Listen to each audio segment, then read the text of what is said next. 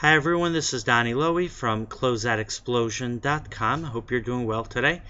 I get many requests for information and people want to know what is a wholesale store return pallet. And it's a good question, because if you're not in the business, or even if you are in the business, so there's a lot of ambiguity on the meaning of what a wholesale store return pallet is. So let's start with the basics. A pallet really is a unit of merchandise. Now, a pallet is a wooden plank which they stack boxes on top of it, they shrink wrap it, and the boxes will have an assortment of merchandise. So depending what kind of pallet it is, you might be able to buy clothing, you can buy general merchandise, you can buy electronics, you can buy footwear, and so on.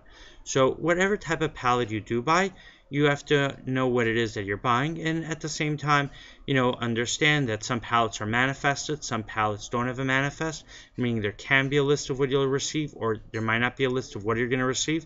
I recommend that if you are going to buy a pallet of merchandise, buy it from a business that you're comfortable buying from, that you have a relationship with, or that you know other people who have bought from that business. And the thing that I always recommend, whether it's by my warehouse or someone else, please come visit my warehouse. If you have any family or friends, let them come to the warehouse so they could see everything in person. Now, I personally don't specialize in store returns. I do overstock merchandise, but to give you a good summary what store return merchandise is, it is merchandise that was originally sold at a retailer, whether it's a department store or another large retail chain. The merchandise was bought by the customer and then it was returned to the store. Now the store wants to liquidate that merchandise. They put it in a pallet and they sell it to liquidators such as myself.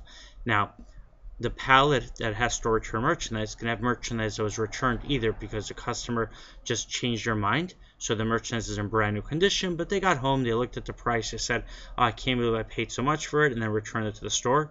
Or they bought, let's say, a men's dress shirt, they tried it on, the size is too small, it's a little tight, but everything has original labels and tags. They bring it back to the store, so it's still in brand new condition. But then you can also have an example where someone buys a dress and they tried the dress on and it was too small for them, the zipper broke, and they returned it to the store.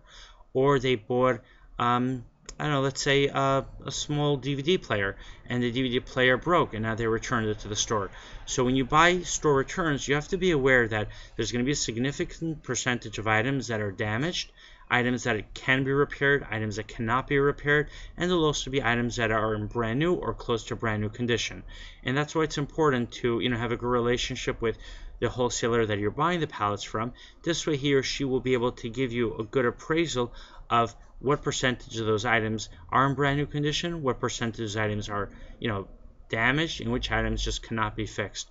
Now, I understand that every pallet will be different, so no one could give you any guarantees, but I would say that there are certain percentages that play out in the in different categories, and depending also on who the retailers are. Some retailers have a very very easy return policy, so then you could expect a lot of damaged merchandise, and some retailers have more strict return policies where there'll be as a consequence of those policies there'll be less damaged merchandise. Alright, I hope you enjoyed this video. The next time you're in New York, please visit my warehouse. My website is closeoutexplosion.com.